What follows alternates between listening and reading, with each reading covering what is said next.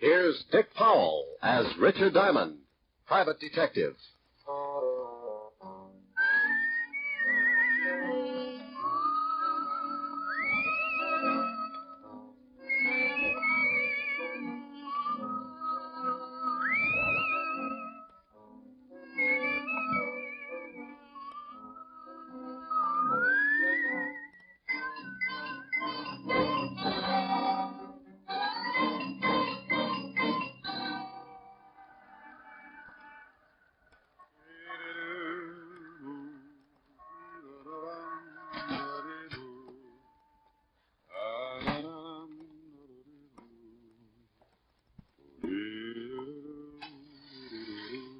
Good afternoon, Mr. Diamond. Oh, afternoon, Ed.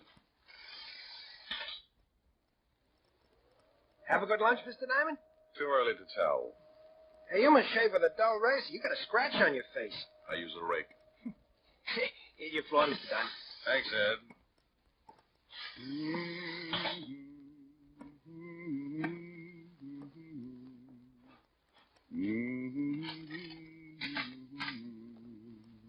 Well, customers. Good afternoon, gentlemen. What can I do for... Oh, that was nifty, Ziggy. Is that Diamond? Yeah, Chino. That's him. Pick him up and drag him over to the chair, Ziggy. Sure thing, Chino. He's really out. Yeah. See if you can bring him around. Be a shame if he missed anything. Chino, would you mind holding my ash can handle? It might break his jaw. Pleasure, Ziggy. Diamond. Diamond. He looks like he ain't gonna make it. Maybe you slapped him too hard. You hurt me, Ziggy. You know how careful I am. Here, try to spit your water. I felt like I was lying in the middle of a crowded sink and someone had piled all the dishes on my head. They turned on the faucet and I floated up with a dirty coffee cup and took a look around. I treaded water and squinted through my dewy eyelids at two of the ugliest dishwashers I'd ever seen. He's twitching. Oh. See, Ziggy, he's just lazy. Diamond, let us know when things start making sense. Oh, that's a dirty trick. Oh, he's talking screwy. What's a dirty trick, Diamond? I'm stuck in the drain. I think you hit him too hard. He's liable to be talking like that from now on. Give it time. Diamond, you'll pull yourself out. Yeah. How did you monkeys get in here anyway? He's back. Now go to work, Ziggy, but keep him with us. Hey, wait a minute. Oh! That's enough, Ziggy. Can you hear me, Diamond? He don't like it. He's gonna be hard to get along with. Belt him across the ears. He'll listen. Hear me now? He's nodding his head.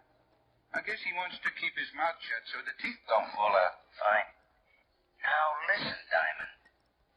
When you get a call from a Mr. Barton, turn down the job. Understand? Ziggy, see if he's tuned in. Oh. Yeah, Chino. He says now he's got his shirt on. Remember, Mr. Barton, you don't want to work for him. Think he gets it? Sure, Chino, but he looks tired from the strain. Oh, then put him to sleep, Ziggy. Nighty-night, time. He didn't have to say nighty-night. It was only 2 o'clock in the afternoon. He tapped me once more with a galvanized sleeping pill and tucked me away for a rest. The next thing I knew, a pair of gray suede gloves were patting my sore face. Maybe he didn't want to leave any fingerprints on my bruises. Mr. Diamond, can you hear me? Oh, you know, this can get monotonous. Go away. Should I call the police, Mr. Diamond? What? Oh, I was expecting uglier company. Could you sit up? I'm getting some of your blood on my shoes. That's tough. I'll turn it off. I'll bet your name's Barton. Why, that's right. How did you know? I'm lucky. Now get out of here. But I want to talk to you. I just had one long conversation, but it was too one-sided. Go on. My health is doubtful, but it's fun to have it around for company. Maybe $500 would pick you up? It might, for a while, but I don't like to waste that kind of money on funerals. $750? So they line the coffin with velvet. 1,000. You're begging to make a short life sound practical. If you do the job successfully, there'll be another 1,000. You just bought yourself a corpse. Let me wash up. Talk some more. I can hear you. It's my son, Roger. He thinks he killed a man. He thinks. What do you want me to do? Find out for sure so he can brag about it? Ever heard of a John Alter? Sure. Walt Levinson sent him up 5 years ago on a manslaughter rap. Well, he doesn't like it up there, and he'd like to get out. I don't blame him. What's this got to do with your son? I'm chairman of the parole board. Oh, you look much better now, Mr. Diamond. I can't stand the sight of blood. It doesn't bother me. It happens every week. So, you're the chairman of the parole board. Yes, some of Alter's friends promised to keep quiet about my son if I let Alter go free when he comes up before the board next week. Hmm? And you think maybe your son was framed? Yes, about a month ago, he met a girl in Florida. Her name is Lenore Brown, and she's a friend of Alter's. How did they spring the frame? I beg your pardon? You must associate with a higher type thug. Spring the frame. Made it look like your son killed somebody. Oh. Well, when Roger, that's my son, went to pick up the Lenore girl at her apartment, he found her struggling with some man. That happens. It looked like he was trying to kill her. There was a gun on the floor, and she called to Roger for help. He picked up the gun and shot the man. She told Roger he had killed him and that he must get out. When we went back, they were both gone. About a month later, some of Alter's friends got in touch with me. Oh, and they forget about the killing if you let Alter out of Sing Sing. That's right. I don't remember reading anything about it in the papers. Well, you're the first one outside of Alter and his friend who know anything about it. You see, they say they're hiding the corpus delicti, so there was no report of the murder. Keeping a sieve handy isn't that easy. Why didn't you call the law? If my son did kill this man, that's the first thing I intend doing. But I have a feeling this man is not dead. Oh, you think maybe they staged the killing? Put blanks in the gun, and after your son beat it, the stiff walked out under his own steam? That's what I want you to find out. If my son is innocent, I want you to bring the parties responsible to justice. Amen. Here's a check for $1,000. If you find the girl and prove my son innocent, there'll be another 1,000 in your pocket. I'll throw up the holes. Well, thanks, Mr. Barton. I'll start right away. Goodbye, Mr. Diamond. You can reach me at the Wentworth Hotel. I'm staying there until this matter gets cleared up. I won't get in touch with you unless I find something. The guys who worked me over are pretty set in their ways, and there's no sense in you tripping over a lot of dead bodies.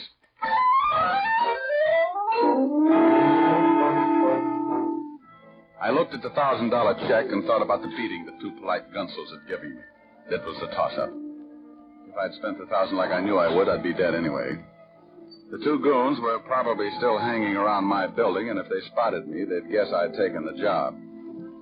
When I get more than $10 in my pocket, I smile all over.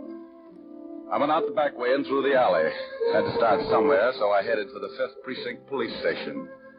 When you're looking for a killer, homicide's got all the road maps on murder. An old friend and ex-partner was in charge. The men who worked the detail called him Lieutenant Levinson, but he had a couple of friends who still called him Walt. I was one of them. You earn that right when you work for a guy for 6 years. After I left the force, Walt started doing a solo, but he now had a sergeant who stumbled around after him. His name was Otis, and he had the biggest feet in the state of New York. Every time he took off his shoes, I wanted to grab a champagne bottle and launch them. I don't think he liked me. When I walked in, his face always looked like an advertisement for a sour stomach. Well, Richard Diamond, private detective. Well, Sergeant Otis, homicide's answer to the missing link. What was that last word? You're half safe. I said link. Walt in? Yeah. You turn the knob and you push. Why don't you get that uniform cleaned? Some dad's going to get up and walk to the station without you. Well, hello, Rick. If you've got... Yeah. You must get tired changing your face every day. Somebody shove you around again? Been catching up on my patty cake, Walt. Tell me, did you, ever know a bit of fluff named Lenore Brown? Sure, John Alder's expense account. Used to hold hands before I sent him up. Know where I can find it? Alder's still got her staked out. When he leaves stir, he's going to come back and dig up the claim. You better forget about it. She's got the antidote for lonely nights, but some of Alder's boys are protecting her. I know, yeah. They gave me a pep talk this afternoon. Then listen to them. It's better watching your game from the bench. You never can tell. I might make a score. Well, you're outweighed, outclassed, and liable to be outlived. She used to work at the Black Swan in Florida. I heard Alder was trying to get a parole, and she came to New York to be close to him. Any lying on her here in town? No, but if she's seeing Alder, you might spot her on a visitor's day.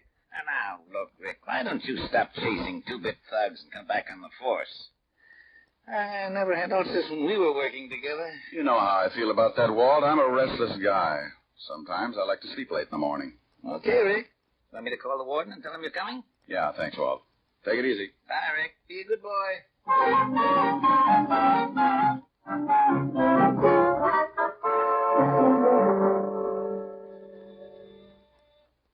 Yes, Paul? Mr. Richard Diamond to see you, Warden. Oh, send him in. You can go on in, Mr. Diamond. Thanks, Paul. Well, Rick, how are you? It's been a long time. I know a lot of guys who wouldn't like to hear that, Warden. How are you, Jim? Just great. What's on your mind? I hear Johnny Alter's been having company. I'd like to take a look at her. Oh, Miss Brown. Well, I can't blame you. I just want to spot her and see where she goes. You can't miss. If she walked through the yard, there'd be a jailbreak tomorrow. What time are visiting hours? Well, if she's seeing Alta today, she should be downstairs right now. Pardon me, singing. Yes, Warden. Paul, has Lenore Brown come in today? Yes, she has, Warden. She's in seeing Alta right now. Thanks, Paul. She's downstairs, Rick. Like to take a look? Yeah. I'll have Paul take you down. On second thought, I'll go myself.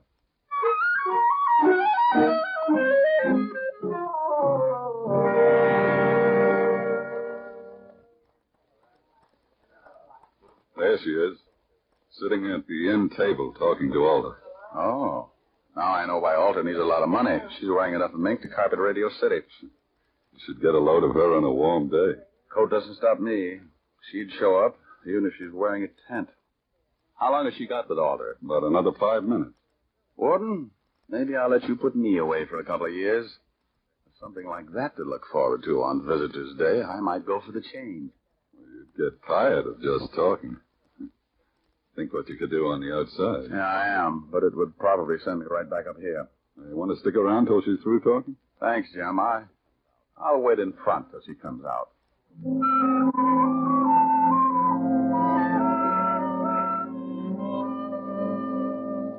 I hung around by the big gray buildings until she came out. She walked over to a long white convertible and got in. Now I know what the guy meant when he wrote, "Ask the man who owns one." I decided to let her buy me a new fuse, and I walked over to the car.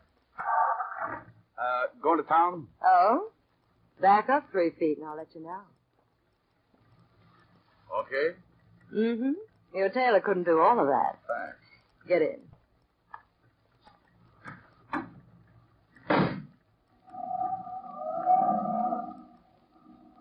Visiting? Yeah, the warden's an old friend. How many years did you know him? Baby. I've been going home every night all my life. Every night? Well, almost. What do you do with the almost? Depends. Everybody likes something different. You must get tired thinking up new ideas. Oh, I don't think much. It's more fun being surprised. Hey, what are you stopping for? We just got started. Surprise? Oh, yeah. And the nickel-plated one. Look, baby, you don't have to pull a gun. If I'm getting fresh, I'll get out and walk. You'll sit right there, Diamond. Oh, name dropper. Mm-hmm. Expecting company? Mm-hmm, and you've met them before, honey. That's nice. I wouldn't want you to get stuck with the introductions. That's your friends coming along in that car? It should be. Now hold real still. They'll only shoot you this time. Sometimes you're lucky. When a dame's got a gun on you, you don't stand much of a chance unless she's got her mind on something else. This one did. And when she looked up in the rearview mirror to make sure it was her boys, I tagged her. My 2 playmates were just pulling up in the green sedan when I went out of the car like a dry transmission. There he is. He's firing up. Nail it. He let go just as I dived off the side of the road and hit the center embankment.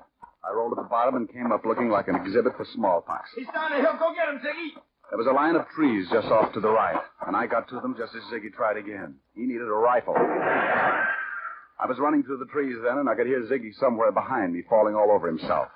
I pulled my gun and thought about waiting for him. I could give him so many holes he'd whistle in a high wind, but I had another idea. I stopped and listened. He's around here somewhere. Well, come on. We'll spread out. That tore it right down the middle. They were somewhere behind me, and both of them were looking. I got him. I got Offer me $1 million. I got on a new suit. Oh, my deepest It's the apologist, Gino. I thought you was Diamond. Can't you tell a difference, Ziggy? He's got on a blue suit. Oh, I'm a little colorblind. Now let's find Diamond. They started hunting again, and I cut off to my left and headed back to the highway. I reached the hill that sloped down from the highway, and I went up fast. The cars were about 100 yards down the road, and I used my last lung getting there. Lenore was still out, just like I'd left her when I put her to sleep. I went over to the Gunsel's car and lifted the hood. Chino and Ziggy could apologize all night while they looked for a new distributor. I went back to the white convertible with the unconscious nylons and got in.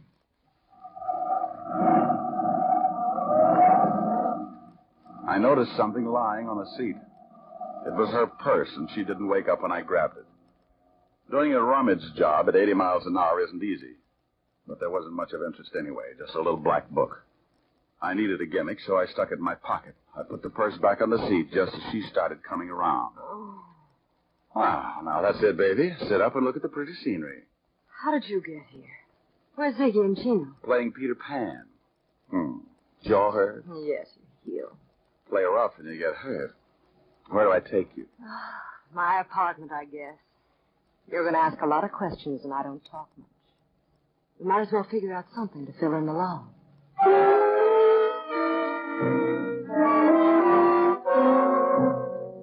I drove to her place on East 51st and walked her to the door. She looked at me like a fat woman eyeing a French pastry, and her mouth slipped down to her shoelaces when I gave her a peck on the cheek and left her standing with an old front doorknob in her hand. I knew she wasn't going to spill anything, even if I got her drunk. Besides, she could probably drink Tony Galento under the table and still be sober enough to play hopscotch. I went back to the office and took out her little black book. There were a lot of names, and some of them I knew. Chino, and after it, likes his work. And Ziggy, and after his name, has own gun. Yeah, Richard Diamond, too. I never did figure out what the 3 stars were for. I forgot all about my date with Helen when the phone rang. Yeah? Hello, Rick. This is Fang Wu Sunday Top Soy Para. Now, Fong will call Mr. Richard Diamond to the phone chop-chop. He's got a date, and she doesn't like being stood up. Hello, Helen. Hi. What was all that about? Forget you had a date with me? Yeah, I did. And I'm sorry, baby, but right now I'm being chased like a hopped-up fox. I haven't had time to curl up and relax. You're impossible. I know it. Want your sorority pen back? Well, I'll make up my mind when you get here. I'll give you my Lone Ranger magic decoder. You fool. Are we still going steady? Oh, yes. Rick, when am I going to see you? Honey, right now I got some reading to do. Why don't you go to a movie? Little Women past the senses. I'll be over later. I'll probably end up marrying an usher. Don't be too late, Rick. I won't. Besides, we get along better early in the morning. Bye. Bye, baby. I sat there for a minute thinking about Helen Asher and wondering why I hadn't learned how to butter my bread. She was everything a guy should want. $10 million playing multiplication in a fat trust fund. A figure that would snarl of any quiet intersection. And a mind that would give a master's degree in inferiority complex. Diamond, you fool, you. Well, Lenore Brown's little black book was a poor substitute for an evening with Helen, but 3 items put me in second gear. They weren't hard to find. Take out all the men's names, and there they were, 3 addresses. One was in the village, another in Harlem, and the last was somewhere in Chinatown. All of them were a setup for a dead man who wanted to make himself scarce. I wanted to talk with Barton before I started hunting, so I called the Wentworth.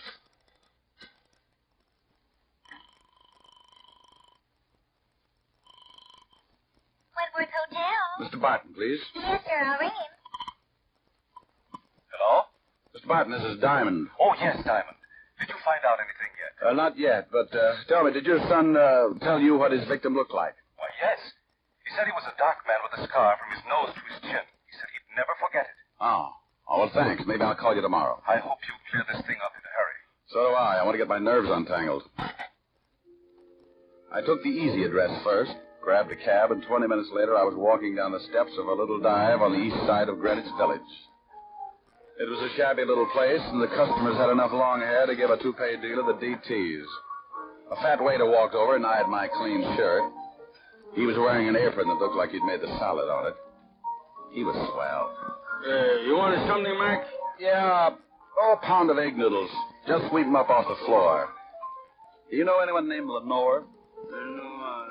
Oh, sure, Leno Brown. Hey, she comes in about once a week, listens to the kid at the piano. Now, why would a classy dame like that go out with him? He don't play the piano so good. You ever see a guy with her? Dark man with a scar from his nose to his chin? No, she always does a single. Yeah, well, thanks. Hey, you still want those noodles?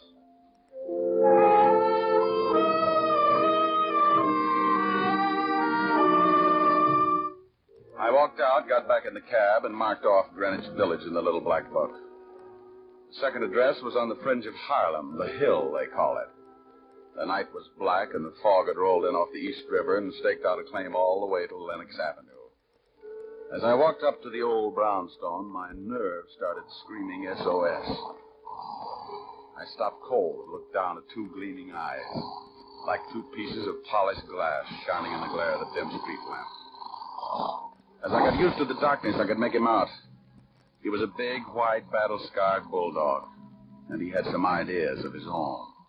He started shuffling in slowly, jerking back his lips and showing a row of white teeth. Hold it, Lucifer. I hadn't heard him come out on the porch. He was a big man wearing an off-white undershirt. And from what I could see, he looked meaner than his dog. The animal stopped, but he kept facing me, showing off his toothpaste smile. He won't hurt you, mister, unless I tell him to. I'll think about it for a while. I'm a poor substitute for horse meat. What do you want? Do you know a Lenore Brown? You a cop? Shamus. Beat it, Lucifer. Thanks, pal. I couldn't hold my breath much longer. You can come up on the porch. You're looking for Lenore Brown, huh? Yeah, know her? I met her. My wife works for her. Is your wife in? Yeah. Yes, sir. Come here. Some private dick wants to talk to you. She's Miss Brown's private maid. Yeah. Your husband tells me you work for Miss Brown. Yeah, what's she done? She got many friends? Men friends. Yeah. You know a dark man with a scar? Oh, sure, I know lots of them. What are you talking about, woman? Oh, I meant someone who Miss Brown knows. What did you mean by that, mister? Look, I really don't know anybody with a scar. Now you better beat it. Yeah. Get moving. And I want to talk to you, woman. Get in there. Yes, honey. I knew she was going to get bruised, but he looked rough enough to cut my windpipe, and I wanted someplace to pour my coffee down in the morning. So I got out of there fast and headed for the last address in the little black book. The place was on one of those narrow, dark streets. It was so quiet you could hear yourself change your mind. The sign above the door read Tangy, so I pushed it open and went in. If I didn't find the man with the scar here, I was out on strikes. It was a little restaurant on the bottom floor of a two-story building. A quiet waiter slipped up and showed me to a booth. He shoved the menu in my hand and disappeared before I could ask him anything. The place was empty except for an old couple sitting near the door. The waiter said something to them, and they looked quickly over at me, and then they left in a hurry. The room was completely empty now. Even the waiter had disappeared. I looked up at a flight of stairs at the far end of the room. A pair of very healthy ankles came into view, and they were holding up a pair of legs that ran my blood pressure up to 190 again. I eased my gun out and held it under the table. Lenore turned the corner and started down toward my booth like a loose snake in a rabbit pen. Mind if I sit down? It's your party. Shame on you. Don't you know it's not nice to pilfer a lady's handbag? Now, Mama will have to thank. Looks like the last address paid off. If you're buying shrouds, it did. Where's the guy that young Barton was supposed to have killed? Upstairs. But he's very unsociable. Hates long conversations. I only need a couple of lines. He can't even do that. He likes to keep on breathing. Old man Barton figures Alter framed his son. He's not going to let your boyfriend out of Sing Sing until he finds a man with a scar. Think he can do better than you did? I found him. Was it worth dying for? I don't know. I can tell you better after I talk to him. Mama's going to have to spank sooner than she expected. Come in, boys. Well, look who's here. Are Mama's two big idiots out collecting blood again? Where are your buckets? Oh, he's better. Present! You've met Chino and Ziggy before, haven't you? Yeah, on the end of a fist. They want to show you the town. I know the beat. I'll bet you've never seen it from the bottom of the East River. No, but if you'll put on a bathing suit, I might buy the idea. Too bad we'll never make the beach together. I'd like to show you the sights. Boys, you better help Mr. Diamond out of the booth. I think he's stuck. You know how it is. The boys like to keep moving. So do I. I shot once and caught Ziggy in the stomach, and I dumped the table over on Chino. He grabbed like he was going to waltz with it. I didn't even have to get up. I just shot him through the cover chop. Lenore was out of the booth fast and running for the stairs. Look out, Tony, look out!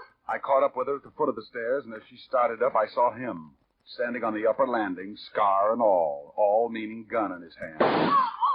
He missed me, but nailed her halfway up. She spun around and fell all over me. But I point a gun pretty good from a prone position.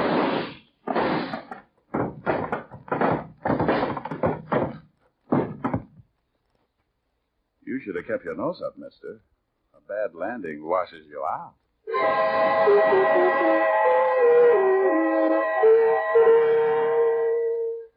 I called Lieutenant Levinson, squared myself. Then homicide came down and cleaned things up. They were all dead, and I figured I never would reach the beach anyway. I phoned Barton, who took his son down to the morgue to look over the night's take. Young Barton identified the man with the scars, the one he thought he'd killed. They gave me the notch, and I made another call. This time to a pair of silk pajamas with an understanding heart. It was late, but I was hungry. Oh, good morning, Mr. Diamond. Isn't it rather late to be calling? You know something? You're right, Francis. It's 2 a.m. Time for all good butlers to be bedded by. Miss Helen is in the library, but I'm not sure whether she wants to see you. Well, you just run along and get some sleep. I'll find out and let you know. Very good, sir. Confidentially, she's a little peeved. Look. Chin up, Mr. Diamond. Francis, if she gets tough with me, I'll knock her teeth out. Oh, my goodness. Oh, my goodness. Francis, is that who I think it was? Oh. Hi. The food was cold a long time ago. So's my date. I'm sorry, honey. Oh, that's all right. The fire's almost burned down. It's 2 o'clock in the morning, Mr. Diamond. I've sat through 2 features of Tom and Jerry and the 4th chapter of Batman, Hops of Freight. Come on, don't scold, baby. I haven't in weeks, but I've been rehearsing this for the past 2 hours, and you're going to listen. And that's another thing. You never play when I want you to. Only when I've got you on the carpet. That sounds like fun. Now, stop being glib. If you think for 1 minute you can charm me and... Out of your face with the sunshine, put on a great big smile. Now, stop that and listen to me.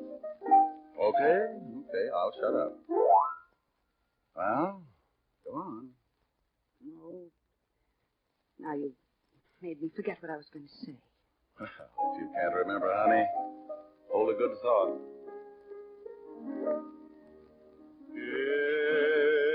It's a big, wide, wonderful world you live in. When you're in love, you're a master of all you survey. You're a gay Santa Claus. I just remembered. Too late now, honey. I'm rolling. There's a brave new star-spangled sky above you. When you're in love, you're a hero, a Nero, Apollo, the Wizard of Oz. Oh, Rick, how do you do it? You've a kingdom, power and glory. Richard Diamond, starring Dick Powell, was previously released over the National Broadcasting Company for listeners in the United States, and has been re-released to you men and women overseas by the United States Armed Forces Radio Service, the voice of information and education.